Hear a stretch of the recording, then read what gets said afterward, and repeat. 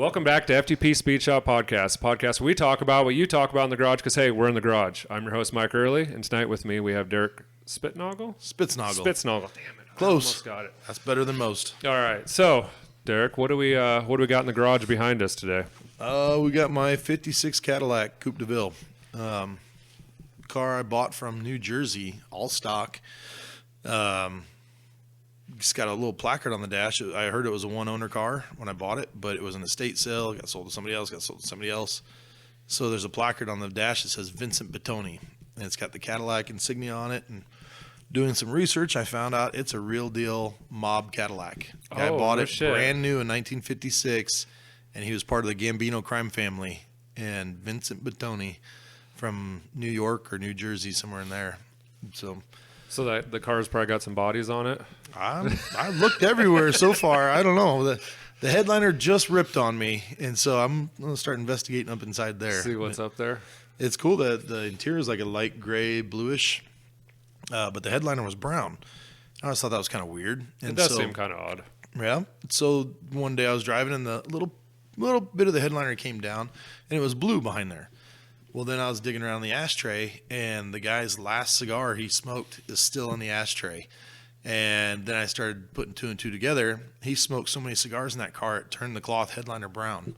So, dang, that's a lot of cigars. Right, right. And the last one, I can show you right now. The last one is still in that ashtray. Still in there. Wow. Mm-hmm.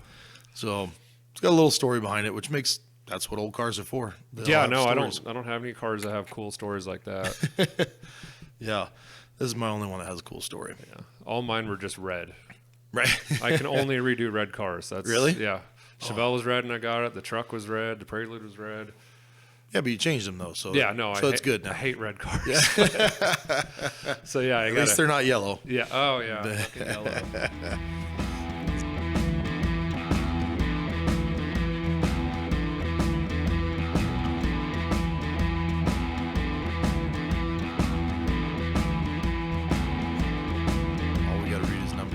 Yeah, exactly. And every once in a while, some internet forums. No, you don't read those. Don't ever read those. Well, yeah. You got to take it with a grain of salt. Right. There's one guy on there that knows everything, and then there's that just talk shit to everybody else. So. Welcome to the bike world. The bike world is terrible about that. Yeah. At least the car world, you can everybody tries to help everybody, but you get in the bagger world and stuff like that. It's just. I'm better than you, you suck, and you're terrible, and you're wrong, I'm right, and it's I don't know. I wonder if that's kind of some of the biker mentality. It's a little bit more of it's more in your face. Yeah, more aggressive and free almost. Yeah, it is. But a lot of the newer bike stuff, like the baggers and stuff, is a lot of guys that haven't spent their whole life building stuff. Mm-hmm. They haven't spent their whole life indulged in it.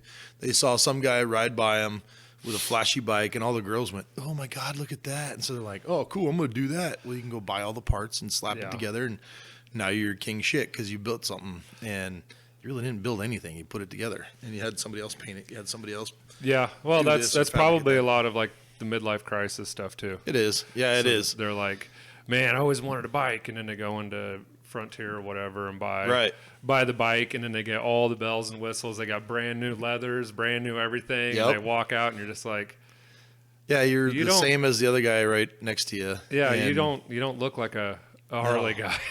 God, there's so many, and I hate talking shit about it because I love them. I love bikes. I love the bike people. I love them, but there's so many people that are just, I don't want to say posers that. Mm-hmm. It's hilarious when we go to these big rallies and stuff like Daytona and Sturgis, and you'll get these 60, 70-year-old guys who are on these big wheel baggers and their stereos blaring rap songs. I'm like, they're wearing blinged out jeans and these. I'm like, when in your life have you ever listened to not even Tupac, like the new shit that I don't even know? Yeah. And when have you ever listened to that? Never, unless you're in this certain crowd where you're trying to fit in I don't know. That to me always just seems too fake. Yeah, and I think there's I don't know how to say it, the gangster Harley crew too. Is that a thing too? It goes along with the big wheel bagger stuff. Yeah, it does. I started hanging out a lot more with in the last probably 7 years. I've always loved the chopper stuff a lot more, but started really pushing towards, the shop wise. I've always just taken in whatever comes in and worked on whatever I want to work on, or whatever I can work on to make a living. Exactly. And the last few years, I've been really trying to push towards an image of the shop, and so like the chopper thing is what I've really been pushing for. And so we start hanging out with the chopper guys at the chopper shows and all that stuff, and you see. It's insane the difference between the bagger world and the chopper world. And the chopper world is like the hot rod world, where it's like, dude, what'd you do on that? And you're like, here, let me show you exactly what I did. Let me help you out whatever I can. Yeah, it's not like I ordered this and then it showed up and then I had somebody put it on for me. It's insane when a bagger wins a show, it's like, yeah, this is a Yaffe bars, and this is Clockworks fender, and this is this deal, and this is this seat, and this is this guy's paint, and this is this guy's. Yeah. And you go to the chopper shows, and they're like, yeah, I built this in my garage, and it's my first paint job ever, and it's so much different. So I love the chopper stuff because I love the hot rod stuff. Yeah, I like it's a community. Yeah, just build it yourself. Like you said in the beginning, like, I didn't have the money to pay somebody to do it. I didn't have the money to even buy the parts. Right. It's like, I got to figure out a way to get this to go together and work because, by God, I want this. And this is the only way I can get it is if I figure it out. I mean. There's a lot of pride that goes along with that. And, and somebody like me that owns a shop that I get paid to do this stuff, I should be the first one saying, don't try it. Don't do it. Don't do it yourself. But I'm like, dude, do it yourself. Hell yeah. Let me teach you how, whatever I've screwed up, let me tell you how I've screwed it up and try to avoid that and do better for yourself. Yeah. Does that, owning your own shop and working on it 14, 15 hours a day, make you hate working on your own stuff? Yep, it does. Or do you find time during the day to every once in a while fuck around with it? It absolutely sucks. I mean, most of the time I'm working 14, 15-hour days on customer stuff. Yeah. But then we'll get up on a deadline, like Daytona's coming up we leave at the end of February for Daytona. I got one of my own choppers to build that literally the frame is cut in half right now, laying in the shop on my panhead. And you're getting close to crunch time. But my bike doesn't get touched till everybody else's stuff's done. And or you find that midnight oil to burn a little bit. But it's, I mean, literally like last week I worked till 1 a.m., 3 a.m., 3 a.m., 4 a.m., and then 6 a.m. was my 9 to 5 last week, Monday through Friday. Yeah. And so was that Monday night? Monday night was 1 a.m. 1 a.m. This week, I worked till... Yeah, I probably wasn't going to start the podcast at 1 a.m. on it. Yeah, right? I'd be good to about 2 at the latest usually and still Monday was not midnight, being a piece of shit in the morning. Right? That's the thing. It sucks. It's like the morning hurts, but you know what? I got everybody else at the shop showing up at 8 o'clock, 8:30, so I better be there. And there's no excuses. I got to be there. I can stay as late as I want. I can do what I want. I can sit around the shop and get drunk as hell. But I just know that tomorrow morning that work's still going to be sitting there. It doesn't go away. No. It helps at the end of the night to have a few beers and like kind of help forget about what you got to do in the morning. But how you wake up in the morning and fucking head's in a vice and you're like, God damn, the work's still there. When the hours go so late, it starts hurting. It starts hurting just to wake up enough to where, hell, if you want to catch a buzz, you want to get a little drunk, the hangover doesn't hurt any worse than just waking up that tired. That's true. That's might true, as well. For sure, yeah. I know, and every time I try to do something, because I'll get some stupid wild hair for like the birthday cruise or something, where it's like, oh, I'm going to go LS swap the Chevelle and shave the firewall at the same time, and then it's down to crunch time, and it's 3:30 every single night, waking up at 7:30 to get to work on time or whatever. I'm self-employed, so I got the same deal. I can do whatever the hell I want to do, but you can, but you can't. I don't, nothing gets done, and I don't make any money. So in reality, I just have to work twice as much as everybody else. Right. Which, I mean, if you were working for somebody else, if you were going and punching the clock, you would probably despise working 12 hours a day. I mean, it would probably eat at you. Yeah. Oh, I guarantee it. Yeah. Doing your own, and when you're in your own business, you're not thinking about the clock. You're thinking about deadlines. I got to get that job done, no matter what it takes, no matter how it works. I got to get that done. Because Dave's coming in the morning, no matter what. No he's kidding. He's bringing a trailer, so God, he's no kidding. or whatever. countertops are coming in, or what? It's the same shit. So it's like, well, we don't really have a choice. We're working till it's done tonight. Sorry, babe, I'm not coming home till it's done. There's so many times that, like, Tuesdays and Thursdays, I got to pick up my kids from the daycare because the wife works late. And then, and so she'll get home like 8:30, 9 o'clock at night. And I'm like, oh, God, I don't want to go back. I don't want to go back to the shop so bad. So bad. I just want to hang out with the family and just relax. And she's like, well, just do. I was like, no, you don't understand. I don't have a choice. It has to be done tomorrow. Because tomorrow rolls into the next day, and the next day rolls into the next day, and by the weekend I have to have this done, and the show's coming up next weekend, so I have to have that done by the next weekend. And yeah, you have super hard deadlines because most things probably revolve around a car show or a bike show or some sort of event that's supposed to be debuted at or whatever. I've tried to get them to change Daytona Bike Week, but they won't push it back for me. They won't listen for you. That's bullshit. Maybe we can send them a letter and see if we can get it to change. Right? But yeah, no, I know how that goes, man. It's a constant. And then sometimes you just get straight burned out, and you just like, burnout is the worst, especially because you know you have something to do, and you're just like, I don't fucking care anymore. Dude, I've literally been like that for like probably this last 8-9 months. I've hit that stage to where I just like, I don't give a shit. And then I say that, but then I'm also there till 3-4 in the morning. But you know, I'll take like this year more than any. I took vacations during the summer. We went boating. We went family vacations. I took time off. I laid on the couch like Sunday. I laid on the couch all day Sunday, and I was like, "What the hell? I need to go back." We went to Thanksgiving dinner. We got back from Thanksgiving dinner, and I'm like, "Oh God, all right, I gotta get changed. I gotta go to the shop." And she's like, "You really do?" And I was like, "Yeah, I really." You know what? No, fuck it. I'm laying on the couch. I think that burnout is good for people like us where we don't have any ability to stop ourselves. Like our mind won't let us stop. And then we just get to the point where we're just like, I don't fucking care anymore. That's, like, you know, and then you can start picking your jobs, you know, because I always would like, I was still in that, I'm still a small business, but super small business startup where it's like, oh yeah, we'll do that. Absolutely. And you'll take anything in and anything on. And then you just get to the point where you're like, it ends up hurting you. Yeah. I'm like, no, why am I hanging drywall in a bathroom at 10 o'clock at night on some random Tuesday because, you know, I just wanted to pick up an extra job or whatever. Right. You know? It's like, I'm going to start picking and choosing a little bit. And then, you know, you can get your pricing set point, you know, right to where you're not having to kill yourself just to make ends meet. I haven't figured that part out yet. I haven't either all the way, but it's better than it was. It's better than it was 10 years ago, for sure. Oh God, like a bike paint job, I'll charge $2,500, $4,000, even whatever. And I sit back and go back and look through like what I actually had into it. And if you wrote down the numbers, we're only $75 an hour too. So as far as the shop goes, that's cheap shop rate. And I don't even. Everybody goes, you need to raise your rates. I'm like, it doesn't even matter. It doesn't matter if I charge $1,000 an hour. I quote the guy an end all price.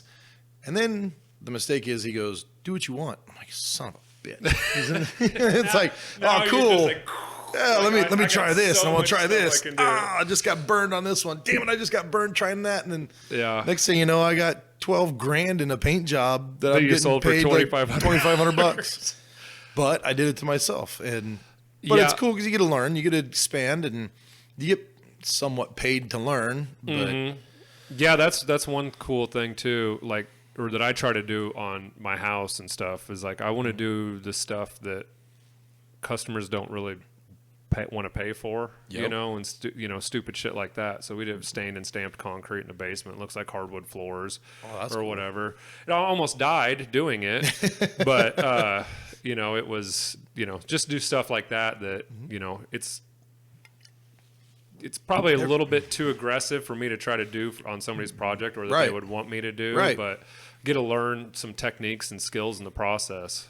I do that where you get too aggressive with what you want to do because you want to try something new, and I try it on a customer's job because I don't have time to do my own jobs, and so I'm like, cool, let me do whatever I want. I'm gonna try this, and then I get stuck, and then it's like I've buried myself into a hole trying to figure out how to do this, and then you're committed, and then you've gotten so excited you've told the customer this is what's going to happen, it's going to look like this, and you can't backtrack then, and then then you got to figure it out. So yeah, but that's literally how, you know, you learn how to do those jobs for somebody in the future then. And so it in the custom world though, you never seem to hit that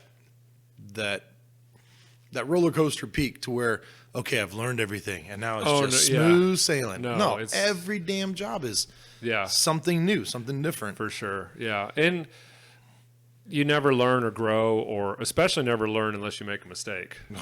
Yeah. And usually when it's the pocketbook mistake, you learn a little bit faster than the other times. So I literally just did it last night on a yellow paint job and used gray sealer on this Camaro. It's a buddy of mine's Camaro that I'm not getting paid a dime for. He was supposed to be doing it in my shop. I was letting him do it, and I was going to help him out by guiding him. Next thing I know, I'm spraying the car and stuff, and all the spots of gray sealer.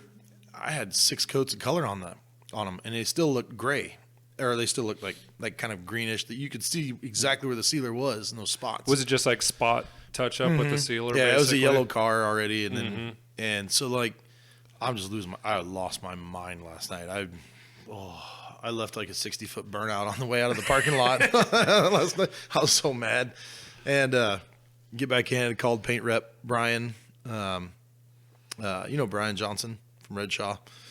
Name sounds familiar, but he's incredible paint rep. But anyway, I call him. I'm like, Brian, dude, I'm dying here. What's going on? I got 6 coats of color on this stuff, and I can still see where exactly the sealer was. And he goes, well, all you got to do is spray white sealer. I'm like, really? That's it? And he goes, yeah, spray white sealer, and it'll cover in 1 coat. And I'm like, oh, my God. So this morning, put some white sealer over where the gray sealer was, 1 coat of yellow, we're done. I'm like, you got to be kidding me. So is the yellow so transparent? So light. That it just doesn't have the pigments in it or whatever to I mean, it has it's not like I've literally had candies that cover better than this yellow was covering last night. But it's just that one trick, and I always use gray sealer because gray sealer keeps your tone usually true. Whereas if you were to use a white sealer, it a lot of times will make your color lighter than what you're trying to do. So the color already matched really good. So I'm like, I'm not using white sealer because then it's going to be super a little brighter right there. Yeah. It turns out that's the one trick that I hate yellow so much. I really haven't painted anything yellow. And so last night was one of the first times. And here I am 18 years later doing this. And it's the first time I've made that mistake. And I don't think I've painted anything yellow ever. Thank God. Nobody needs yellow. The world does not need yellow. No more yellow. No, yellow can go away. Yeah, I don't know. I think I've done damn near every other color. Yeah. But yellow. Yep. You're not missing anything. I hate painting whites. Matching whites. Because every speck of dust. Yeah. Right? It doesn't matter. Like black hides a lot of the dust. But white, when I was doing the truck and painting the bed on that, I was everything laid out fine. Color, is the 2-tone white and teal, and just a clear coat. I was hitting the stake boxes on the top. For whatever reason, this red dust chunks and black and shit just poof, just like a mushroom cloud out there and just lands in all of it. And it's like, and you already got clear, and you already sprayed the clear, so you got to wait then. Yeah, and it's just like, if it's a color, at least you could at least dust over it or sand it out. But once you put that clear down, you're committed. Yeah, it was a bad deal. So I hate painting white from, and then, well, even I got a paint booth, but it's probably the cheapest, most basic paint booth you can get. And but even in a paint booth, there's not a single job I can paint that doesn't have dust in it or debris in it or something in it that you got to sand and polish out. And then like I said, white, it's under the clear. So, and you don't ever see it till the clear's on. Oh, exactly. Yeah. No, it always shows up first layer clear coat. Like that one hair that fell out or whatever. There's been some white jobs where I'm just like, I'll go and try it. I'll go I put that first coat of clear on and I'm like, I am not re-clearing this thing. I'm not going backwards. So I'll take some white and try to dust it in a little bit. And it's worked a couple times, but it seems like once it's on top of a little bit of clear coat, it just doesn't seem like it. It doesn't quite look the same. Yeah, it doesn't pick up light the same or whatever. It doesn't seem as deep. I don't know how to explain it, but as long as you don't have pearls or metallics in it, then it seems like you can kind of get away with it. And white, well, like with this yellow too, it's such a blinding bright color that I couldn't even see what I was doing with clear. This entire '68 Camaro I just painted today. I'm I'm laying on the floor. I'm crawling on my hands and knees. I'm all over the place trying to get any angle I can, looking at this thing in the light, and I couldn't see my clear for nothing. So I literally painted this whole car just by guessing. I mean, I could have, honest to God, closed my eyes and just because you have, but you got to have some muscle memory for overlap. That's all it is. Your pace. Yeah.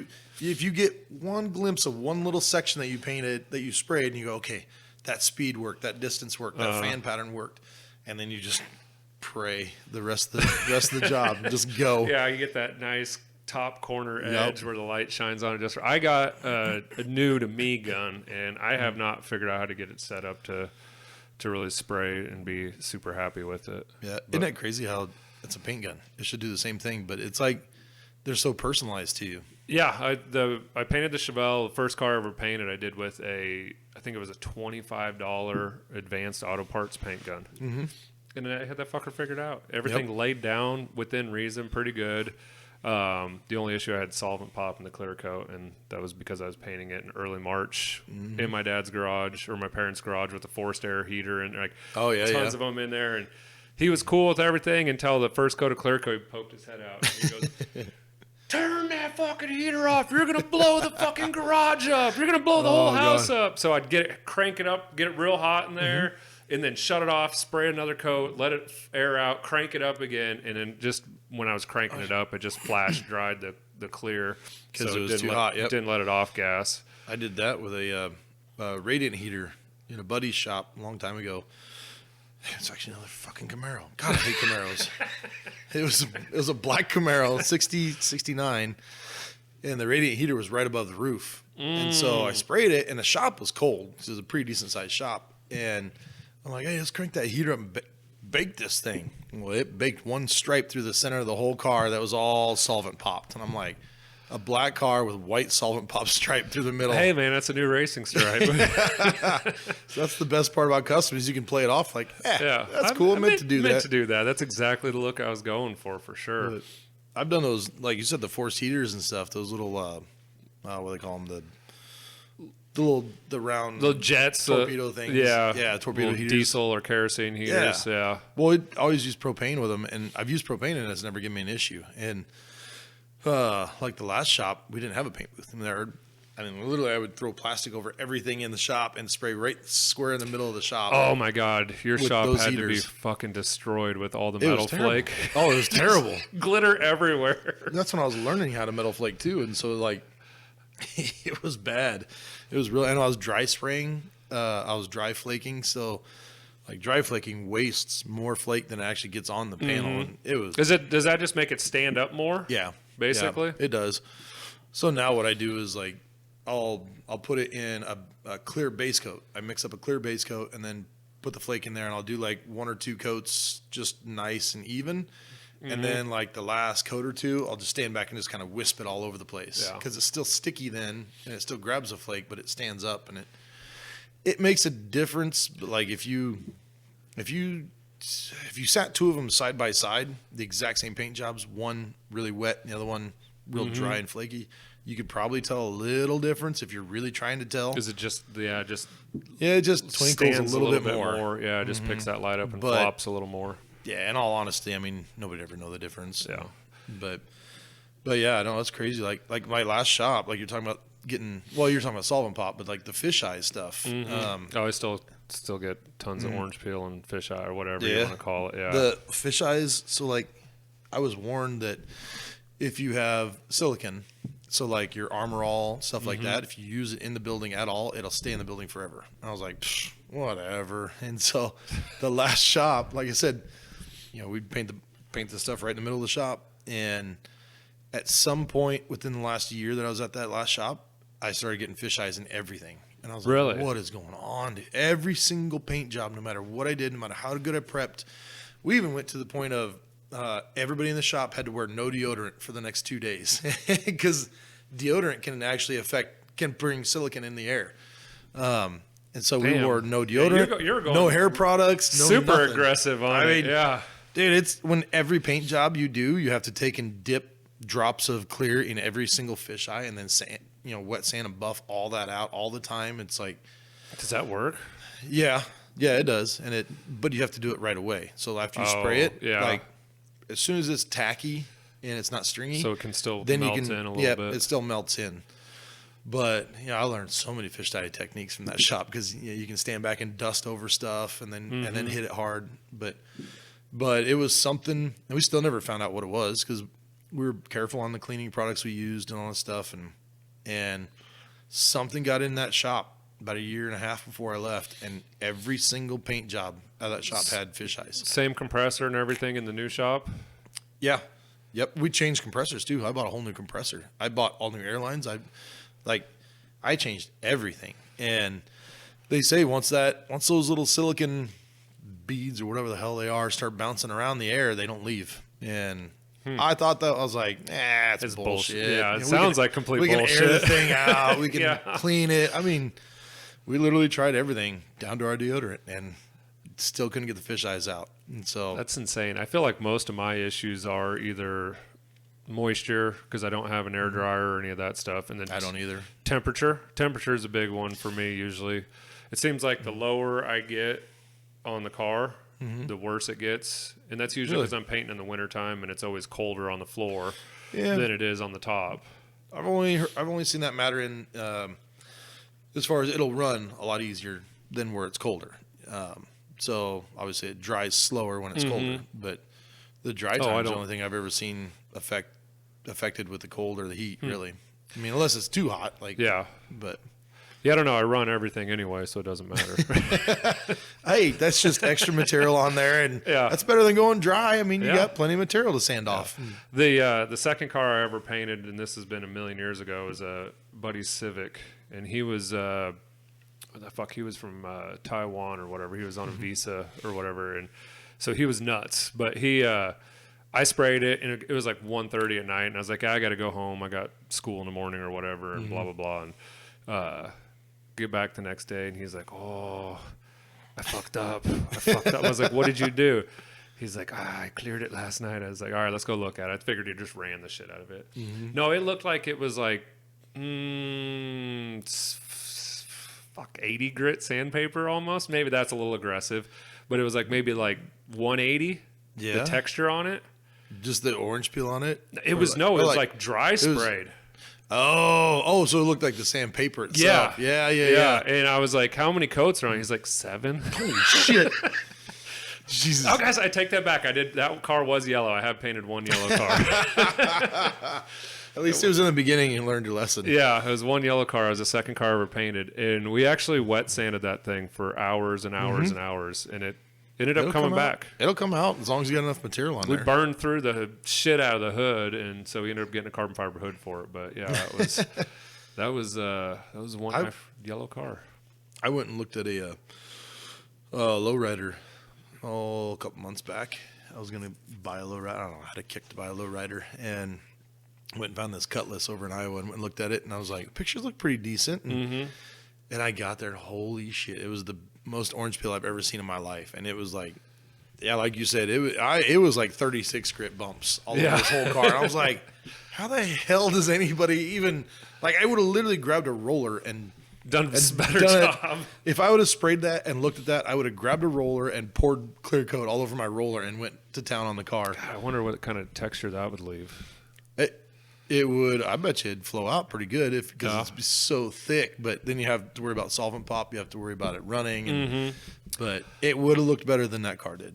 Now I'm wondering, like, if you could use maybe like a 3/8 snap or 3/4 inch snap roller with some metal flake. And just get that kind of that. Oh, that'd be thick as hell. That's just a construction guy talking, I guess, at that point. Right. But you know what? Like, so in the chopper stuff, a lot of these guys, their paint work is turning into acrylics. And then they're doing a lot of water transfer pictures and stuff. And it's like all the stuff you're taught never, ever to mix with paint. Yeah. And these guys are just like, screw it and doing it. And it's turning out so cool. Like they're doing these epoxy resins. Like they're concaving the side of they'll cut a hole, like they'll cut a coffin out of the top of a gas tank and sink it down like 1.5 to 2 inches. Then they'll throw a bunch of stuff in there. They'll clear resin it all the way full. Oh, really? And then sand it flush with the top of the tank. And then they'll do, then you clear it. Mm-hmm. So it's all connected and it's all smooth. Nice and flat, and then they'll come in with an airbrush or something and like fade the edges where the edge of the resin is. So you don't see an edge. It's just like a faded image in the middle. But yet when you look at it, like paint, you always want it to look deep, right? Well, that looks really deep. Well, this thing is literally deep. It's like 2 inches deep in there. And it's the coolest effects. And that's just like that epoxy resin, whatever they use. Like epoxy resin. They use on tabletops and shit like that. Yep, exactly. Yeah, I don't know. Like when I try to do stupid stuff, like mix 2 different kinds of rattle can spray paint or whatever, and it lifts and just pops and looks like dog shit. It never works out good. Yeah. Or like, I'll get into something like that and be like, I'm trying this. I'm trying it. And like 2 weeks later, I'm like, screw this. I'm going back to, I got to get shit done. So. Yeah, there's been plenty of, the one time I told I wanted to do concrete countertops. And so I told a customer, I was like, I'll do it for cost or whatever. My material's going to be $650 or whatever. So I think I gave him a bid for like $670 or something like that. Oh, this thing weighed 700 pounds. We did it in my garage, and then we had ghosting from the rebar because it apparently got too close to the surface, so you could see the the cross hatches from the rebar. And so we were trying to hide it and ghost it and sand it, and just it was like 40, 50, 60 hours worth of work for free, and then we still had to deliver it and get it in there. And that I called. My friends won't answer my phone call anymore because I had them come help me do that. I know what you mean. I know exactly what you mean. It was terrible. But see, in the custom world, you can just be like, yeah, that rebar X-frame you see right there, custom. Nobody else got that. Did that, yeah. That's just showing the structure. Right? That's that clear concrete you didn't even know existed. Yep, yeah. I'm the only one that has it. Did it. I fucking did it. First one. Yeah, I don't know. There's all sorts of... It's all learning curves. There's so much neat shit out there. And all custom is mistakes. It's seeing somebody else, what they did, and going, wait a minute, that gives me an idea. Mm-hmm. And then screwing it up. That's a good way to look at it. It's like everything's been done. Yeah, it's just a mistake that actually worked out, I guess. No, it is. 100%. Anything custom is, especially custom paint. A lot of these techniques, like, why would you even think to do that? Well, because you probably screwed up, and you're like, I think we could hide that with this. You try to cover it up. Yeah, exactly. So how in the hell do you do, like, on the roof of the Caddy there? Like, how? I drink a lot. Like that. I don't think I have the patience or the artistic ability or the.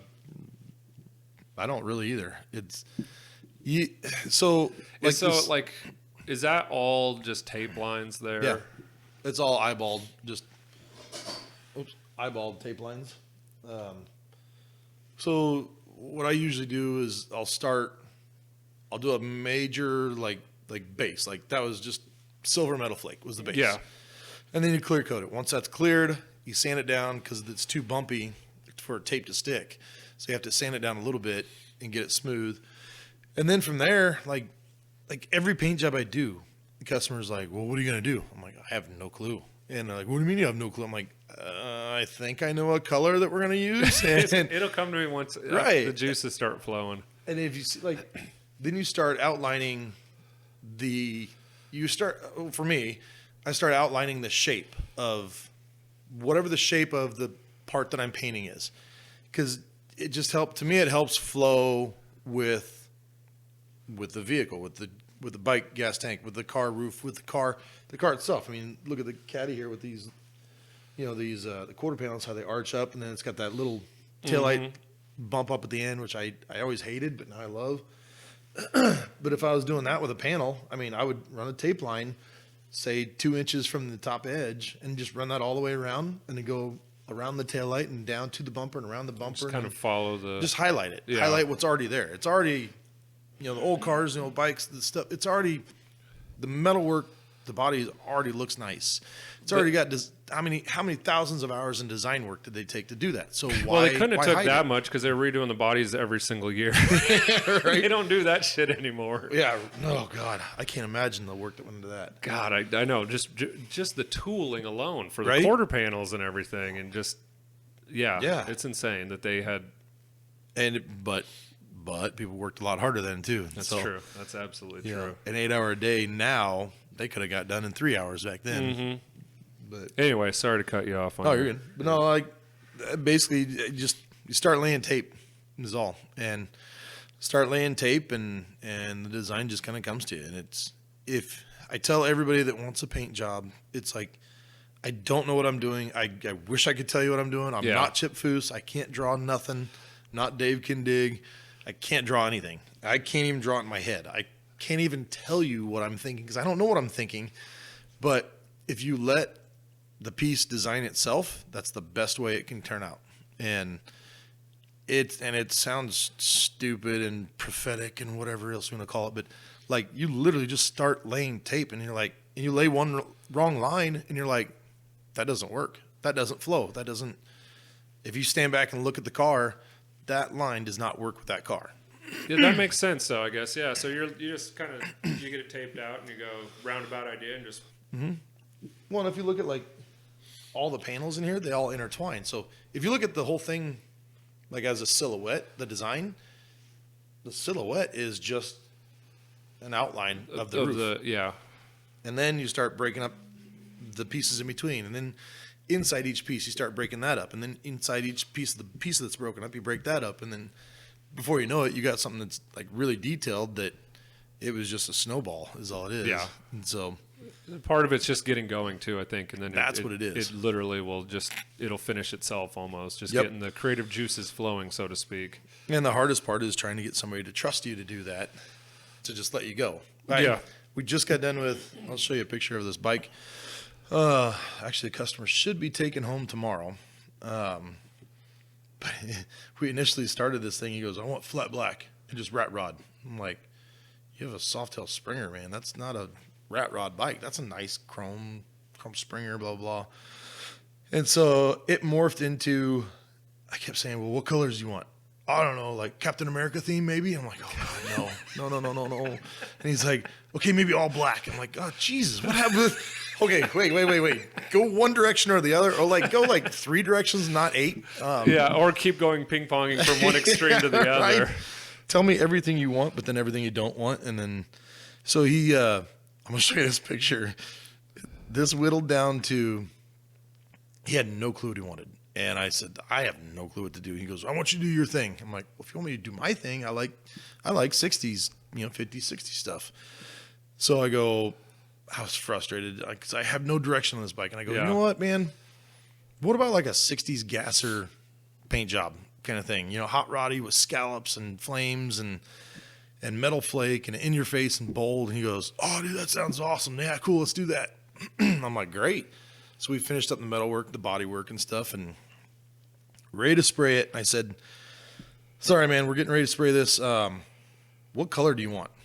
Any color. Just pick a color. Just tell me a color. He goes, oh, just not black, not red, not blue. I'm like, dude, your first fucking thing you told me was red, white, and blue. I'm like, and black. And now you don't want blue or black or red. I'm like, God damn.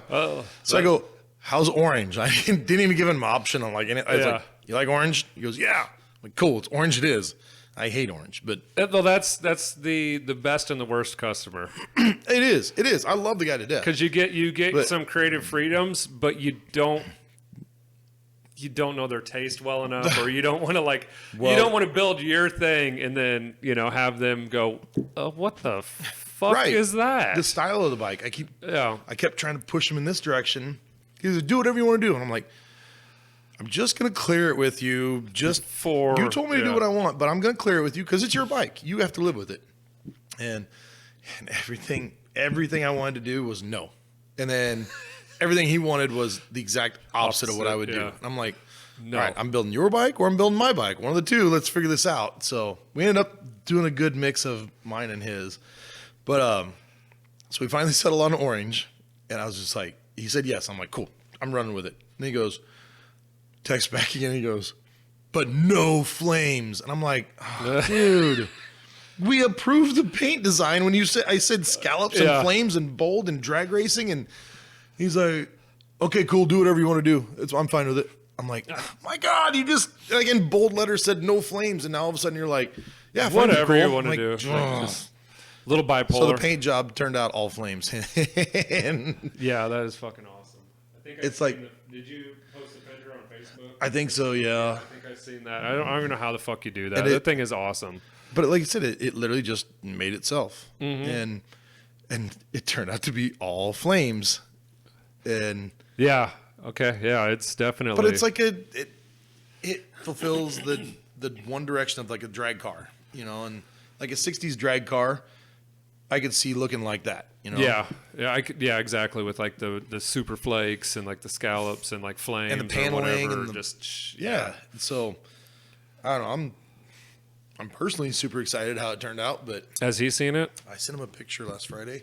And he hasn't talked to you since. Didn't get a response back till Monday or Tuesday. And he's like, when do you want me to come bring you the rest of the cash? I'm like, perfect. Not even like it looks good, man. Come on, man. I want you to get excited about it. Is he just pissed off and just wants to pay you to get the bike out of there? I don't know if he's, because when I showed him the fender, the same picture you saw on Facebook, and I showed him that, he's like, oh my God, that's so awesome. That's so great. Da, da, da. Somebody else is going to love that bike. Yeah, right? I'm like, dude, if you even bitch about this paint job, I'm taking it, and I'll get you a set of tins, and we will rattle can them satin black and perfect. See you later. Yeah. But I can't even imagine. How many hours? 3 weeks. I sat in my chair at my table, like not even the flake. We had the flake done, cleared. Yeah. And then for 3 weeks, I sat there and just masked and airbrushed and taped and retaped and airbrushed and then like the way I did the paint job. Now looking back again, I could figure out how to do it faster, but I was trying to add more colors into it. A lot of times those metal flake paint jobs, you'll do the flake and you'll mask off the flake. And if you notice a lot of those flake paint jobs with graphics, they'll be just like different shades of the same color. Well, it's because the airbrush or the candy or something over it. Yeah. Because you can do, so say you do a silver flake, which this was silver flake with orange candy over it was the main color. But the flames I actually did all separate orange. I masked out the flames, and I did a gold flame. But I left the centers of the flames open, and then I did orange candy inside there. Then I had to remask everything and do drop shadows, and I had to remask everything and do the white borders. And then, like, I literally masked that paint job 4 times, and then masked everything off again after all the graphics were done, and then laid orange candy on it all. And then when I peeled the tape up off the orange candy, little droplets of orange candy landed everywhere in the white stripes. And so then I had to remask everything off again and go back in and touch up all the white. And then go back in and re-clear coat everything and cut and polish. Oh, and so, see, that's that white paint. It's that fucking white paint. Fucking white paint in the dust. Like you didn't see any of the flaws and any of the other orange. Yeah, no, because it's so out there, so bright, so with the flake too, especially, it just distracts your eyes so much that you can't see it. But that white is just so pure and so perfectly clean. White just punches you in the mouth every time. Oh, but fuck. But now looking back at it, I would have masked everything off and done all the candy first, then cleared it, then went back and did all the rest of the graphics, all the airbrush graphics, and that would have been a lot better. That candy, candy hates you. Candy hates life because it will just, it'll smear, it'll drip, it'll run, it'll cloud, like. Well, and then that's got to be super consistent, otherwise it's darker. Yeah. And it's and the consistency has always been fairly not too terrible to get right. A car is way tougher than a bike to do for candy jobs. But it's so stringy and so gooey that like if you try to, like I did all those graphics and then masked them off and then did candy. Well, the candy seeps in every little nook and cranny. When you peel the tape off, the candy strings up and then it flops down on the because you got to peel it wet and you have to clear it right away. You can't. Like I've started making my own base coat candies, so I can spray it like a base coat, and I can wax and grease remove it. I got 24 hours to spray over it. I can wipe it off. I can start over. So if you use this was actual House of Colors candy, and it's catalyzed, and you spray it and you're done. and cross your fingers you didn't screw it up. So, but no, like we're doing a chopper right now too. That's we did like a lighter metal flake, but we did that with candy Oriental Blue, House of Colors candy. But that one's like the whole frame and everything. And candying a frame sucks. It's got to be impossible. It's because there's so many nooks and crannies to get that gun to spray just that spot, not that spot. It's so hard. Yeah, but, I mean, I painted that for my son. It's his little Express or whatever he's redid, you know. And it's like I had him paint a lot of it too, but I kind of went back and just touched stuff up before we cleared it, but. Yeah, man, just getting, especially for him, first time spraying, just build up. Oh, God. Did not working his way around, and then you got dry spray and all that stuff. It's so easy to run a frame, too. Yeah. It's so easy. There's a couple runs, but that's what we do. We run things. Don't know about that. No. Oh, you never did that? Okay. No, well, I don't see any runs at all from here. But yeah, no, I can't even imagine trying to do candy. I'd like to try to spray candy at some point, but I couldn't. Candy, the color-wise, it's a lot more forgiving than what you think. Is it really? Yeah, it's just the chemical part of candy is a lot tougher than everybody makes a big deal of. Like you said, if you go over one spot heavy, you do notice it. But I mean, the nice thing is the smaller the part, the tighter the part, like a frame, you don't notice the darker and lighter spots as much. That's true because the light's always changing on you. Yeah, because it's constantly right. Now, if you do the side of a car, I seen right when I started getting into the car business, there was one guy that painted this customer's car candy, and he did the typical paint. You paint half your quarter panel, then move on to the next half, and then you stop at the door jamb, and then you go to the door, and oh my God, when that thing was done, it was like the door. It was like a 60s custom paint job. Like all the body lines were highlighted because he stopped on every body line, and so. But yeah, on a car it's a big deal, but. Bike stuff, it's pretty hard to get it way oversaturated. Yeah, I guess, yeah. And on a car, too, you probably want to paint the car together. Yeah, you have to, on a candy paint job on a car, you have to walk the whole car. Yeah. So you start at the bottom, on the bottom of the quarter panel, and you walk all the way to the front of the car, and turn around and come walk all the way back, and I'm too fat for that shit. I'm good. I'm good with candy on the bikes, and I'm good. Yeah, something you can just move your arm just enough to get around everything. Yeah. So, well, yeah, it's all. I don't know. Like I said, I'm trying so hard right now to try those new things, like those resins and stuff, and just stuff like that you've never seen. There's if you look them up on Instagram or Facebook, King's Custom Paint or King's Paint or something like that. It's King's, and they're Japanese.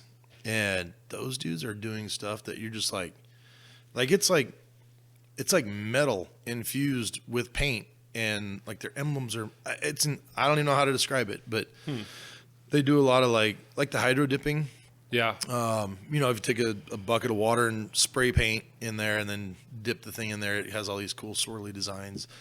But they're doing that stuff on full bike frames and motorcycle tanks. It's all like chopper stuff. Yeah. But look up King's Custom Paint or King's Paint, something like that, out of Japan. The stuff they're doing is insane. And I'm sitting there trying to figure it out. I'm like, dude, how do I try to reverse engineer it a little bit? I'm talking to my buddy that does custom flooring and stuff. I'm like, dude, where's these epoxies? I need these epoxies, and nothing works at all. So, but it's all about, like I said, custom world is all about. I saw it from somebody else, but I wanted to put my spin on it. And it doesn't matter if you're doing paint or upholstery or the fabrication side of it or whatever. It always comes from somebody else's idea, but that's what makes it great, because my idea was an experimental thing. And like, okay, cool, we got that far. Well, then somebody else takes that and goes, here's even better. And like, whoa, takes the torch and runs with it. Yeah. So what did you start out in? Like bikes or cars, choppers? Like, what was the first hot rod you had or that you customized?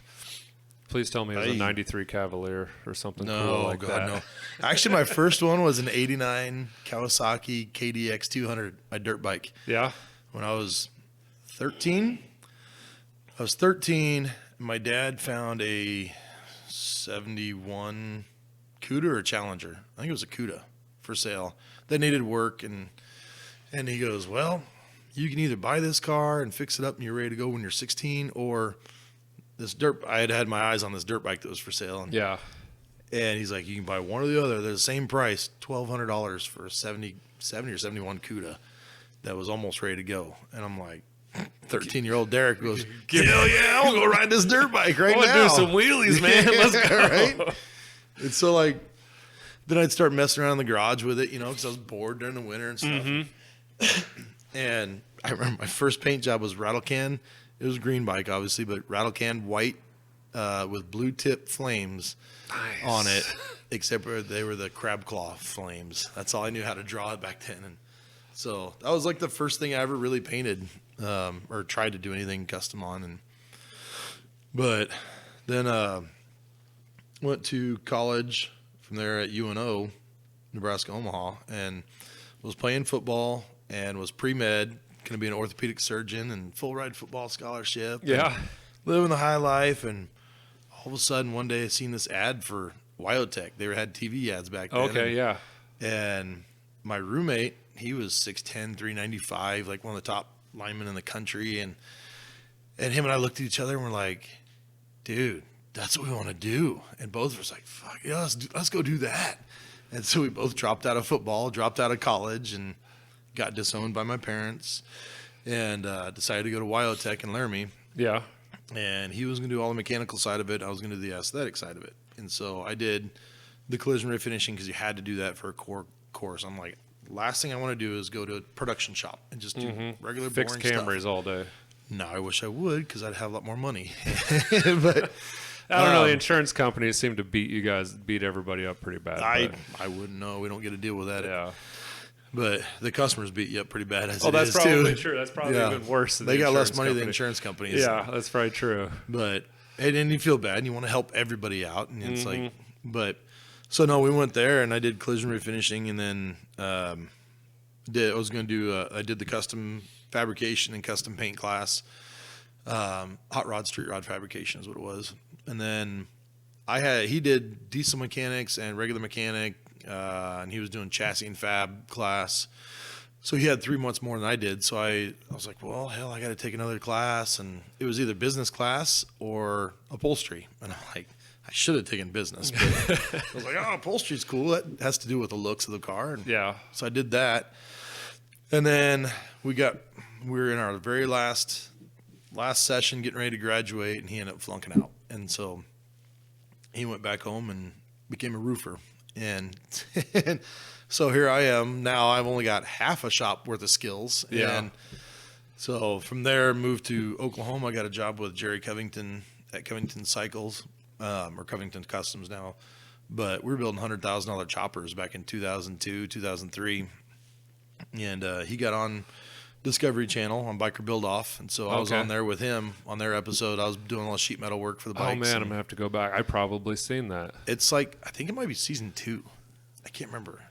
It's either late season 1 or season 2. I watched all of that shit back then. It's Covington versus Warren Vesley, which actually Warren Vesley just died this last year from COVID. He actually had a resurgence in the bike world. Now that we're in 20 years later, and Warren had a big resurgence, and then ended up getting sick. But anyway, so then did that, and then wife and I got married, and she's like, she moved to Oklahoma, and she goes, she could not deal with it being down there, and I said, I don't blame you either. But so we ended up moving back here, and it was like working at Kawasaki, working at Dr. Vinyl, like doing anything to try to stay alive. Yeah. And going from that shop and that environment to going to work in production line, or then just like, I worked at Kawasaki for 6 months, and it was just good pay, good benefits. I hated every second of it. And so we got back here, and then I got my mom to loan me $1,200 for a sewing machine when I was in Oklahoma, because I was like, I need to do something on my own. I'm gonna do something on my own, and upholstery was the only thing I knew how to do that Covington's didn't do there on site. And so I was like, cool, I'll start the upholstery on my own so I don't interfere with them. So I borrowed $1,200 from my mom for a sewing machine in our back bedroom of our shithole house in shithole Woodward, Oklahoma. And I had to move the pill bugs out of the way so I could do upholstery, and paid for the machine for my first few jobs and stuff, and paid my mom back. But so then we moved back here. Well, then Covington called me up and said, hey, man, we're doing a line of production. Back then, this was 2004 or 2005. 2006. And the production choppers, like the big dogs and the big bears and the Texas choppers, those kind of things were really hitting hard. So they want to do their own production pro street bike and stuff like that. And so he actually brought all of his equipment up here to Lincoln, to Firth. And I rented a shop. It was the old lumber yard built in the 1920s. And I got like a quarter of the lumber yard. And I thought it was so cool because it was my own shop finally. And you know, the old general store wood floor in it, and I mean, it was cool vintage, but it'd probably be an awesome like showroom type setup and like all that now stuff. It would be, yeah. Back then it was like, Jesus, just get the heat to work, please, so I can keep working through the night. And but he set me up. He brought his power hammer up and English wheel for me and stuff, and I was building gas tanks for him. And I'm like, dude, this is my ticket. I got my own shop now because he was paying for the shop, and I was like, this is great. And so I'd knock out, I did 20 gas tanks a week, and I'd do them, 10 gas tanks a week, and I'd do them in 20 hours. And so I'd have half the week to do what I wanted to in my own shop that was paid for. And that lasted like 6 months, and then he pulled the plug on me out of nowhere because he wasn't selling the bikes. His frame builder quit on him and blah, blah, blah. And just so he had... The idea didn't come to fruition and didn't work out. He had a whole warehouse full of gas tanks that I'd built that he had nothing to put them on. So so from then on, it was just like, man, just ramen noodles and busting your ass and doing everything for free for everybody to try to get, like we're talking, to get a chance to try to do this. Yeah. I know I can do this, but let me try to do this, and I'll do it for you for free, but just... Yeah, you buy the materials and then, or, you know, hit me up for a little bit of cash or whatever. Yeah, and tell your buddies. And and so, it's just slowly grown over the years. Then we went from that shop, we moved to 27th and O, which the rent went up and square footage didn't because, that was probably a pretty small space. Yeah, it was, it was 900 square foot on 27th and O. Were you guys, was that like what, 06-ish, 7? It would have been probably right around there, yeah. Because I remember the shop there. We used to have the bikes. We'd set the bikes out on the sidewalk, Yep.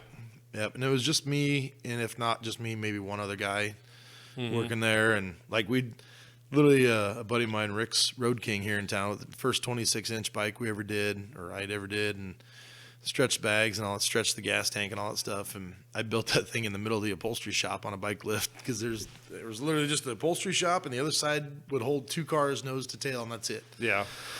And so then we moved over to Folsom and South, and that was a 3,000 square foot shop, and that's where we started doing the Folsom lockdown party and stuff. I was going to say, that was where the lockdown was. Yep, that's where it came from. We actually started on 27th and O, but just didn't have anywhere to party there, and there's no room. So then we moved in the shop we're in now, which is 9,900 square foot, I think, 14th and Pine Lake area there. And actually just had a meeting this morning with our builders. We're building a new shop now. Well, that's exciting. So yeah, we're gonna do the same square footage, about 10,000, and we're jam packed where we are right now. But I said, it's our own fault we're jam packed because it's all storage, and so we got to be better about organizing stuff. But no, we're just where the Juicy Lou's the bar is. Okay, it's basically on the front side of. We're kind of tucked behind. But right on 14th Street there's the Juicy Lou's bar. Is that used to be the Red Fox? Yeah. Yep, used to be the Fox. Yeah.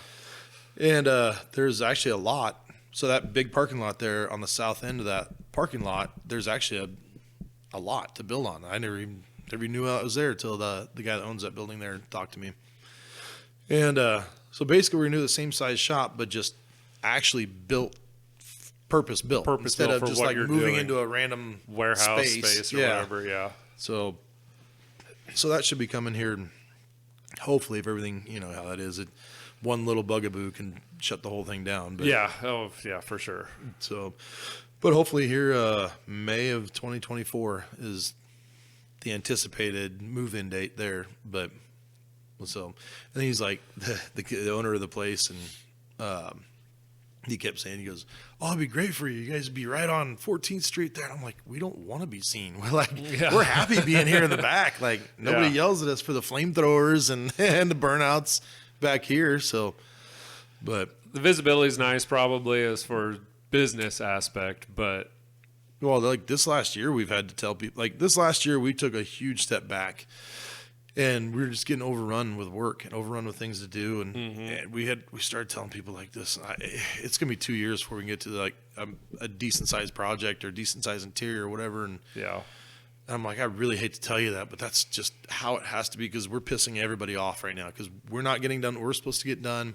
We're not getting other people in when they're supposed to get in. And it snowballed so fast before we even know it, it just snowballed, and here I am getting yelled at by everybody every day. And I'm like, who are you going? What the hell's going on? Who are you going to piss off the most today? That's whose project you work on. I know that everybody. Well too. Yeah, yeah. It's like, who's going to be the most pissed? We're going to go ahead and work on. Who's calling today? Yeah. So just to be fair to everybody, like we just say, hey, we got to back it down. We got to take our time. We got to. I mean, you don't want to rush a custom job, especially you don't. That stupid bike paint job, I was thinking, hey, we can knock this out in a week. And 3 weeks later, just getting it done. So, but luckily, customers all understood. And they're like, as soon as we started telling people, like, I think like 2 years, man. It's gonna be and they're like, okay, cool, put me on a schedule. I'm like, what? Like, yeah. Okay. If you're good at that, I'm good at that. Now the pressure's on. Like, gotta keep. You got 2 years, moving. You better get the shit done you said you were going to get done. And yeah.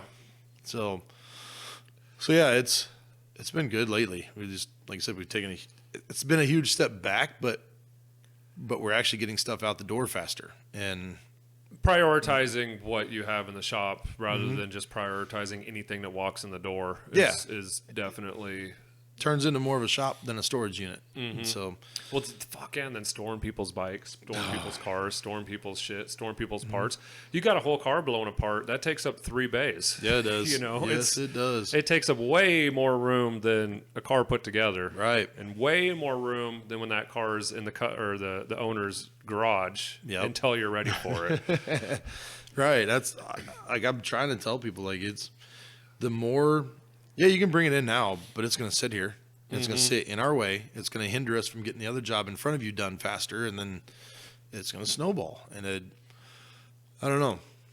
I've just hit that point of I don't want to say I'm tired of trying to hustle or really grab everything that's available or grab every job possible. You're moving out of that like startup mentality, right? Which is like the hardest thing I've ever had to do. Is just like, we don't do that anymore. Hardest part is telling people no. Yeah. Because I want to help everybody out. I know the feeling that, hey man, I really want my car painted or I really want my upholstery done, but I got a budget of this. I'm like, okay, yeah. I understand how bad you want it because I want it that bad. Yeah. It's like, this is going to be cool, but. Right.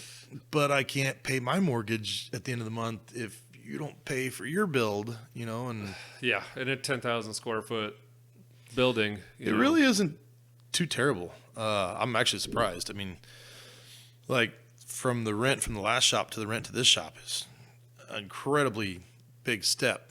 But, I was scared to death when we moved in 5 years ago, but here we are 5 years later and it's like, cool, rent's due this month. Cool. Here's rent. Rent's due this month. Cool. Here's rent.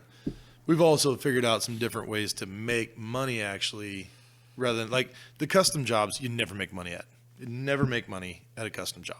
And you shouldn't, honestly, because nobody should have to pay for your learning experience too, stuff like that. Yeah, that's true. But and I get it because you're always going to have way more time than you think. Time is what eats up the profit margin on any custom job because it takes so long and it's so many redos, so many whoopses and so many, so many that just didn't quite work out. And, right. Well, I mean, everybody that does it out of their garage on their own for their own project, they'll sit back and look at it and go, holy shit, I didn't think it was going to take that much. And now put a clock against that and go, that rent's coming, that heat bill's coming, the electric bill's coming, that payroll's coming. Now put a clock against that, and then see how stressed out you get. And it's like every 2 weeks, every 4 weeks, there's a big bill due. Every week. Yeah. Every week we get payroll to get out. And it's like, and I don't want to turn it, I never wanted to turn it into a money thing ever at the shop. I never ever cared about the money part of it. And I mean, to a point you have to. Yeah, but absolutely. It's at the end of the day, you're getting older. You're not going to be able to continue to do what you're doing at the pace you're doing. So you have to have some sort of. Well, that's why we figure out. Like, we just became we got our FFL license, so Federal Firearms License. Oh, really? And so we're a gun dealer now, which we're actually getting ready to hopefully next week announce to everybody that we're Corn-Fed Arms is going to be available. We just ordered our first 7 guns this week. Oh, very cool. So. Just a gun dealership. That's a good way to make a little bit of cash. We got our car dealer license, our auto dealer license now, so we can buy and sell cars. We can go to the auction and get a couple of those just, damaged cars from the auction, fix them up, sell them. That's a clean, easy profit. That's profitable stuff. Then we can continue to do the jobs we lose our ass on and the custom jobs. You find the things that make the make the payroll, make all the expenditures, and then you can be as creative as you want, and it doesn't hurt you so bad. Well, it's the same as some guy going to his 9 to 5, and then when he gets home at night, does his custom stuff in the garage. Hustle, yeah. And it's like I have to find. I've so committed to the custom side of it and the shop side of it that I've lost that 9 to 5, so I lost that paycheck. I lost that pension. I lost all that benefits. So now I'm trying to figure out. Now the custom stuff is busy enough. Now I'm trying to find my 9 to 5 to pay for my custom stuff, just like everybody else. Yeah, I guess I never really thought about it like that. Yeah, because I want some boring kind of money making work. Find the gravy, so to speak, the easy stuff that you can go in and just you're going to make money on it every single time. And all I gotta say is when you're going to Coparts, just go and inspect the vehicles before you bid on them. We haven't looked at Copart yet. Those things scare me. Oh God, it's I went and was going to bid on a truck. It was a 2021 maybe, I don't know, something like that, 2020, I don't know, whatever, new body style Silverado, 1 ton, and all the pictures is like, God damn, it doesn't look too bad, not too bad at all. Went up and inspected it, come to find out it had been sold in Texas at a Coparts.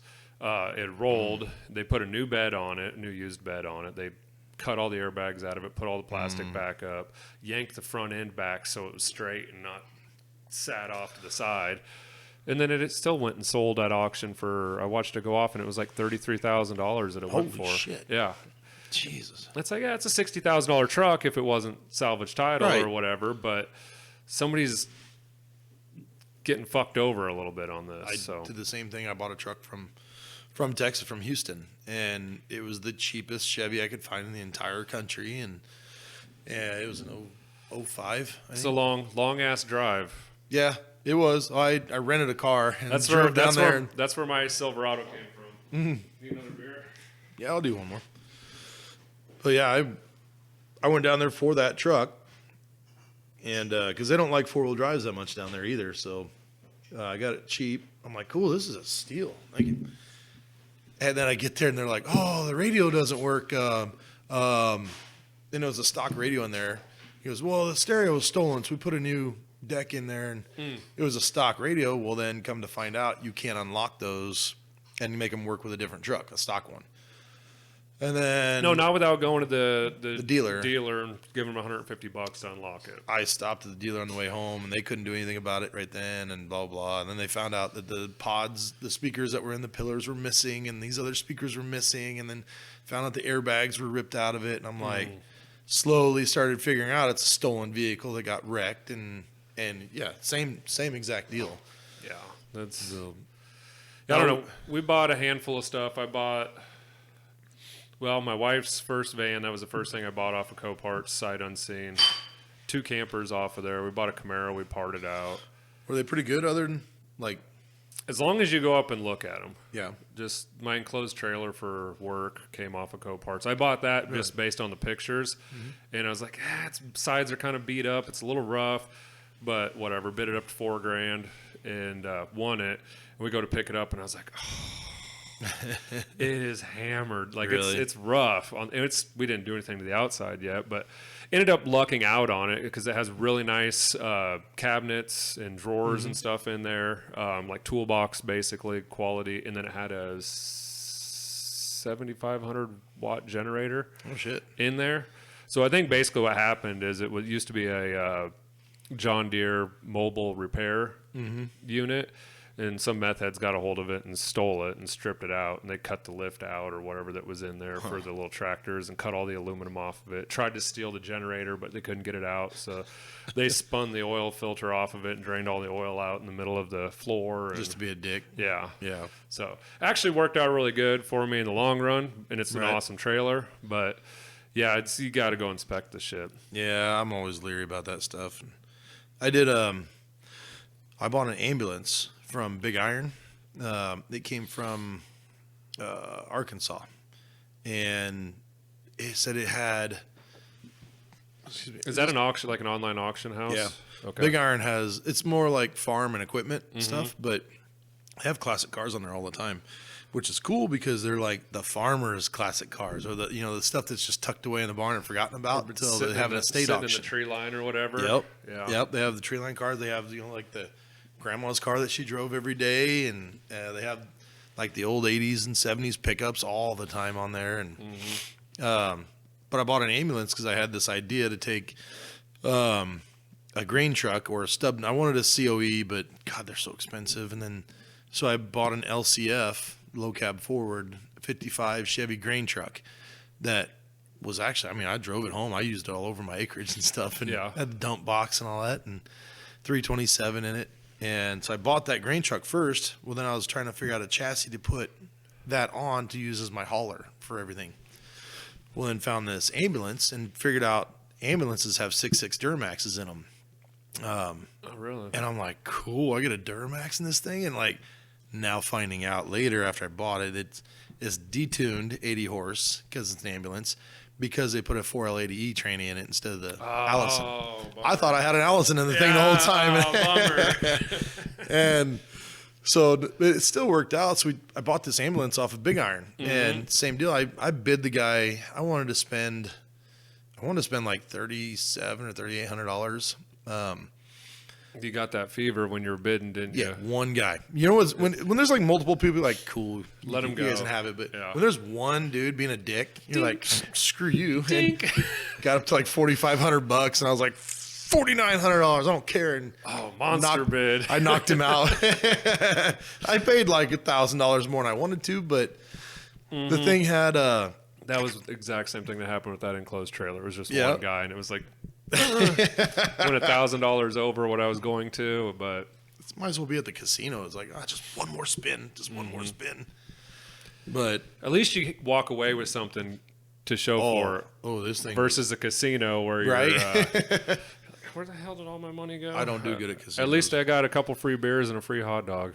They get free hot dogs? Maybe they were $1. I don't remember. We used to go with my parents to the boats all the time, like 10, 15 years ago. And we just got back from SEMA out there, and so it's like every night walking through a casino. But I don't do the gambling. I gamble enough with day-to-day shit that I don't need to. I don't need to stick my money in a machine that never wins. Yeah, exactly. But there's one person that always wins in the casino, and it's the casino. It's not you. That ain't no shit. That ain't no kidding. But no, so yeah, like so we bought that ambulance and brought it back here. I had my dad go down and pick it up actually, and just sight unseen, just off pictures. That thing runs and drives everything. It came back. It was perfect. They had 2,500 miles ago. They had spent like $20,000 on rebuilding the engine, the transmission, a whole bunch of other maintenance stuff, and I'm like, you're gonna let this go for $4,500? And it's Big Iron auction. It was some town in Arkansas that just they updated their fleet. Well, it just so happened this had just got all rebuilt and redone. Man, that's tax dollars hard at work right there. Right? Exactly. And so Dad brought it back, and we unloaded off the trailer, and I was like, oh, there's no way all these switches work. I started flipping switches. It's like sirens come on, lights come on, PA system works. We're like, no way. Air horns working. No, that's awesome. Even the oxygen masks in the back work. Like everything in the back was all working. We could have started picking up patients right then and there. It had all the like medical type stuff back in there still. Could you like clear? It did. I mean, we could hook up jumper cables. Oh, there you go, right to the nipples. And just get them going. But yeah, dude, that thing had everything. And literally they took the sticker off the side of the door that said what department it was. And that's it. Took the sticker off, and it was a full-blown ambulance. That's legit. That's a good deal. And so we actually towed, before I got ready to do this swap, Sturgis came up. And so we hooked up the trailer and towed it up to Sturgis with the ambulance. And I took it to the Headliners show in Omaha with a cart trailer behind it with the bikes in it and stuff. And I slept in the back of the ambulance on a cot at the Headliners show, and just get drunk and pass out in the back of it. Yeah, fuck yeah. And then you get drunk and you got the PA system. And there you go. But so no, I ended up stripping the cab and the box and all that off, and then put that whole chassis. Basically, I don't know if you put the chassis under the cab or the cab on the chassis, but we took the 55 Chevy stub nose and right down on top. Mm-hmm. And it took a shitload of cutting and stuff, but we built our own flatbed on it now, and I got 24-inch Alcoas on it. And is that?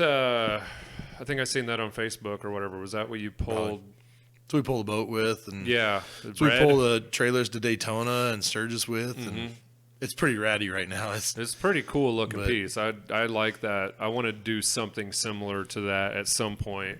Like you said, a cab over or something like that. But like I said, it's hard to find them. Well, COEs are like $4 or $5 grand for a hunk of shit. Mm-hmm. I mean, nothing but half a cab left, and I just couldn't see spending that much money. I spent $1,700 and got a great grain truck that I it's got no cab on it now, but it's got the seat and the dash still in there. Oh, cool. So and you can still cruise it I still use it out at the farm, and the dump bed still works. 327 still runs. Nice, yeah. So, but yeah, it's like the low cab forwards. And then the other thing is with the low cab forward, you have room to do the engine up front. And see, since the ambulance was a van chassis, it was already all compact in the front. So it actually went over pretty damn good.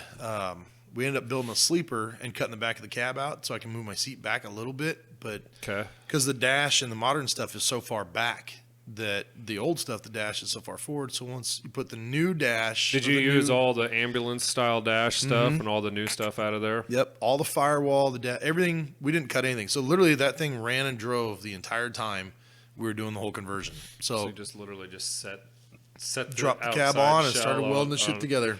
Nice. Yeah. Because I don't know enough about the wiring and stuff like that to cut it all apart, take it all apart. And you go down a rabbit hole real fucking fast. Especially with an ambulance. There's so much wiring in that thing. I couldn't even imagine. I think, even with the Duramax, it seems like there's a ton. Yeah. But yeah, that too. That's similar to what I did on that 65 F100.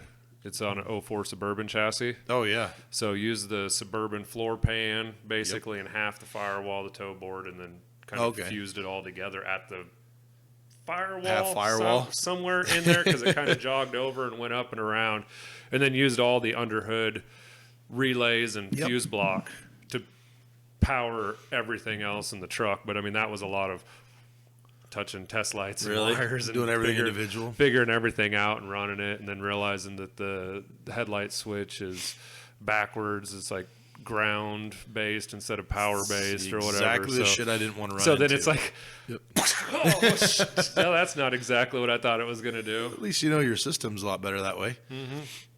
Well, my motto is just touch it till it makes a spark, and then you know it's hot. Yeah, right. Or there's a reason it made a spark. And then you can figure it out. But. Yeah, well, it's not sparking anymore. What happened? I first did I had a 48 Hudson 4-door that I just bought. Like, I was going to build myself a sled, and I wanted a Mercury, but didn't have the money for a Merc. And so the Hudsons already have that, like the side profile of a Hudson is already like a chop Merc. And so I got a 4-door Hudson for like nothing, basically. And I'm a Cadillac guy, so I took a 94 Cadillac with a North Star front wheel drive and cut the whole body off of it, and then put the Hudson body down over top of the Cadillac. And so I saved all the firewall. I had to stretch the floor pan 11 inches on it, so I did it right behind the driver's seat. So the back seat had 11 inches more leg room. Okay, yeah. But because it's front wheel drive, I had to extend a couple fuel lines and a couple wires. That's it. And extend the floor, obviously, but no drive shaft, no nothing like that. And so I did that. Probably pissed a few people off or confused them as to why you're... Oh, confused them. Because, we drove it to Viva Las Vegas, and a week after I got it done. It's the only time. By done, I mean like actually moving under its own power. Yeah, exactly. They took it for a couple shakedown runs around the block. Didn't even take a shakedown run. We literally got it done. I drove it to my house and picked the wife up and drove to Vegas. Well, okay, I'm going to say that's one shakedown run. Yeah, right. We had one fuel line come loose on the way back. That's it. And I'm like, good God. That's an endurance test to break a car in, I guess, right? Or whatever. Well, technically the Cadillac. See, that's where I learned to save that firewall, save the dash, save everything. So it's literally just a wolf in sheep's clothing. Yeah. And so, but yeah, that Cadillac we were running. My buddy Alan drove his '57 Bel Air, and I was driving that, and we're rolling down the interstate in like Nevada, we're in New Mexico. And we're rolling like 85, 90 the whole way. And this thing looks like it just came out of a field, and looks like it should do no more than 35. Yep. And then I passed, I don't know if you've seen, it's kind of a famous car. Not famous, but it's been around the internet a lot. There's a bright green Hudson that's all chopped and dropped. And I think it has flames on it or something, some kind of old school graphics. But they're from Canada, and so I seen it way up in the distance. I'm like, no fucking way, that's that car. And here we just go, whoa, whoa, whoa, just right by him. And we get to the show, he goes, what the hell you got in that thing? I was like, North Star. He goes, holy shit, you guys blew by us like we were standing still. Yeah. I was like, yeah, that's take the modern technology and use it. Mm-hmm. Yeah, that's I don't have anything currently at the moment that's not, I guess, LS swapped. Yeah. So it's so practical. And and like the sub 100, the F100, it's a suburban sub 100. Yeah, right. So I mean, hardly any money into it for what it is, and it looks cool. Right. And we drove it to Dubuque to Vintage Torque Fest twice, and it just cruises and it just goes. It doesn't have a cam, it's just all stock suburban, nice. And it just goes. That's where that blue dually is in mine that we're gonna fuck it all up. You're gonna ruin it, turbo it and build it and all that. But yeah, that's my daily driver, and I got remote start on it, and it's toasty warm all winter long when I come out to the truck, and so. It's hard to argue with that. The 6.0 we put in that, I've got a 51 Cadillac Coupe de Ville that I was going to put that 6.0 LS in that Cadillac and build that whole thing, and big plans for it. And then I bought this truck, and the transmission blew up a week after I bought it. And so I was like, well, I got an LS sitting over there, and everybody says how easy this is. And shit, it was not easy. Because it's a 1 ton versus a half ton, so there's nothing out there for it. But anyway, but then like with this 56, I was thinking about doing an LS in it because the rings had let go. They were it was smoking so bad. It was go gadget smoke screen, and I'm like, all right, fine, it's time to do something. And I was gonna LS it because I'm like, I just want to roll this thing down the highway, daily driver, which it is a daily driver. But then the traditionalist in me came out, and I'm like, God damn it. I can't roll up to a car show with this thing and pop the hood and be like, there's my LS. Same as that LS over there. Same as that LS over there. Guy over there. Like going to Torque Fest and stuff, they're like, yeah, don't pop your hood. Don't pop your hood because, they frown upon, modern stuff. You can only have like 5 things changed or whatever. And then I'm like walking through there, and I'm like, LS. LS, some sort of new motor. I don't know what that is. LS. And it's like, well, these guys aren't even hiding it. They're. Well, it's like when we got this motor rebuilt. I metal flaked the whole motor, the whole block, and the heads and all that. I metal flaked it mint green like the roof, and I'm like, we got to Torque Fest up there after I rebuilt the motor. We spent all night getting it finally running. I'm glad I'm not the only one that does stupid shit like that. It's like, I got 2.5 hours of sleep, and it's been like 15 hours of sleep all week. I think we're ready to cruise, 9 hours. But bring the zip ties and the duct tape. Yeah, you're good. For sure. But, yeah, we got to Torque Fest, and I'm like, fuck yeah, pop that hood. I'm like, check out that original 365 in there, and nobody gave a shit either. Yeah, I don't know. Nobody gives a shit. The only thing that people give a shit about is like with that Ford is they're like they stand back and they look at it and they're like 6 lug. Really? That's what catches their eye? I never look at lug nuts. I don't ever do that. I don't care. I just go, okay, something looks different on the car. I like that. Oh, they moved some, moldings or something or whatever, and like they're like 6 lug. What the fuck is 6 lug? And really? They're like crawling underneath it. They're like, Crown Vics aren't. What is this? This isn't a Crown Vic. What's it on? And I'm like, 04 Suburban. They're like, what? Really? Yeah, that's what Suburban. Isn't that weird? Yeah. Like at car shows and stuff, or even bike shows, everything. Like I just walk through, and I'm just like, like I should be the guy in checking out every little detail and figuring out what they did here, what they did there. And I'm like, oh, that's cool. That's cool. Yeah, that's cool. One of them will grab your attention a little bit and be like, a little bit. That's fucking cool. Yeah. And then like my buddy will come up, dude, you see this? I'm like, no. Dude, you see this? I'm like, no. And they'll take me to these cars I already walked past. I was like, I never saw that. I don't know why. I don't want to say I don't care because I definitely do. But yeah, I don't know. Like car shows aren't. I don't know. Like that's why I like Torque Fest. I think because it's more of like a festival type thing. Yes. And it's more of an event. Yes. Than just walking. I would rather do that than walking through an asphalt parking lot when it's 120 degrees out. I'm not there to judge anything. I'm not there to nitpick shit. If I see something that catches my eye and it's cool, I'll stop and look at it for a little bit. But I'm there to have fun, and that's where like our Folsom Lockdown Party comes in. Is I was so sick and tired of all these shows around here where somebody pulls up in his '70s Chevelle. Pulls. Mine's 69. Mine's right? 69. Yeah, all right. See, no, you're plenty good. Okay, good. Because I think I brought my Chevelle there one year. I did. Yeah. No, wait for the rest of the story. Okay. You're not that guy. All right, good. Whew, that was close. You're not that guy. But somebody comes in their muscle car and they pull the lawn chairs out of the back and they sit there with their arms crossed all day long, just blistering hot. Like Mustang Sally plays 8 fucking times during the day, and then they announce the winners and they storm off if they don't win a trophy, and that's their whole fun day. I'm like, that's dumb. I hate car shows. I want to do burnouts. I want to hear what that big block over there with the blower on it. I want to hear what that sounds like. I want to see what that car will do over there, and it's so we did the Folsom Lockdown as no trophies, no judging, bring the cars out, show them off. Let's show each other what we all done, and big community type deal. Everybody meet everybody, hang out with everybody, have some fun, listen to some music, and do whatever you want to do. And I don't regret that one bit. And no, I think is definitely a way cooler atmosphere or whatever, and just like a scene, I guess. It's what I would rather go do something like that than. And it's been so hard with, because like I think literally like right when you started that, it was like right when we had kids, and so we've had like little kids like. Right. And they're the age now where it's like they can stay home alone, they can do all that stuff. We don't have to worry about it as much. So like we've been the going car out world's and doing cool more because stuff. You can include your kids in the car world, And yeah, it's just bedtimes and all that shit, and it's like most of the cool shit's going on at 10 o'clock at night or 11 o'clock at night, and I don't like 2 a.m. after everybody's gone. Yeah, well, and I don't want to deal with having my kids there getting cranky and pissy and having to. You can't have a lot of fun when you got young kids that are. You're not lying. I'm there. Dragging you down a little bit. So I'm there.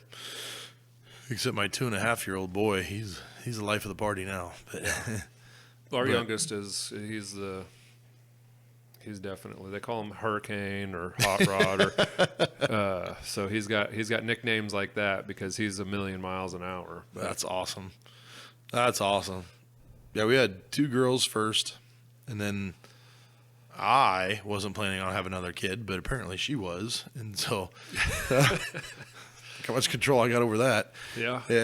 But I had the boy, and holy shit, the boy's a different ball game than the girls. Completely. It's so awesome. Yeah. So awesome. Yep, we did boy, girl, boy. And, yeah. Yeah. And so, my oldest is 13, almost 14, so he's now out here. Yeah. Like, he's got some sort of a mismatched moped build going on over there where it's like a Honda Hobbit and an Express fused together and all this stuff. And he's like, Dad, can we weld the seat pan brackets on tonight? And I was like, I'm doing a podcast. It's probably not going to get over till, whatever, after it's time for you to go to bed or whatever. And so he's like, oh, all right, maybe tomorrow night. Yeah. But he's now getting in here and he's like, do you think we'd go work in the garage for a couple hours tonight, Dad? And I'm like, that's awesome. Yeah, absolutely. And then sometimes I'm just like, I'm really tired. I kind of just want to put my feet up. It makes your motivation to get out in the garage a lot easier too. Well, and starting with the YouTube channel and doing all this stuff was the best thing I ever did for getting in the garage because it forced me to go out and just even do the little monotonous stuff, just to put a video out or do that stuff. And the podcast actually made my garage look nice.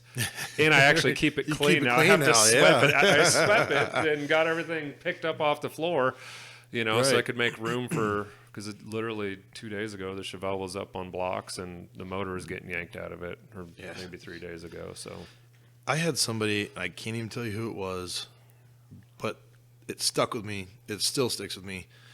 They said, no matter what you do, no matter how big your project is, get out, do something every night. Mm-hmm. Every day, do something. If it's 5 minutes, 10 minutes, 4 hours, do something.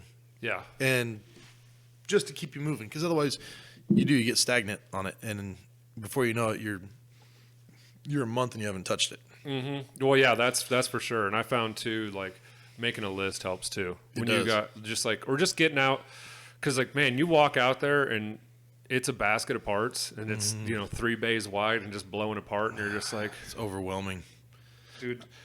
I can't do anything. Like, I do that walking through the shop. I'm like, can't. Fuck, I gotta do that. Oh, wait, I gotta do that. And like walk 3 feet and like, oh, I gotta do that. Damn it, I forgot about that. Oh shit, he's coming tomorrow. I gotta do that. And it's like, before you know it, you're just sitting there and you're like staring at everything and you can't do anything. Mm-hmm. It's overwhelming quick. I don't get in the office near enough, like maybe once a week, once every 2 weeks, to do invoices, bids, and all that stuff. And it's just like, I go in there, I was like, all right, I got to get these 2 invoices done. 4 hours later, I still haven't done the 2 invoices, and I've done every other damn thing that I forgot I had to do until I got in there. And it's like, fuck. Those squirrels are powerful, man. They just run rampant. Oh, Jesus, dude. I don't know if it's... There's so many squirrels in my life. It's just... No, I hear you. It's but yeah, like I buy into that motto. Just get out in the garage and just, start with 15 minutes or whatever, or if you get an extra 15 minutes and it'll turn into an hour if you can do it. And then energy is like produced and made, and like the energy you need to do something, if once you start doing it and then you just do a little bit, then like all of a sudden now you have more energy to do the next thing, and now you have more energy to keep in the next thing. You're like, holy shit, I got this done, or I got that done, and then you're like, oh, now I'm fired up. Yeah. And then once you get fired up, then it's like you can go for a long period of time until you get that burnout kicking in, or until you got to spend a bunch of money on car parts, which is usually what slows most of my projects down. I got the habit of spend too much. I'm like, going home like this. I want to buy the parts. No, you're gonna be here, and then the parts get here, and I'm like, cool.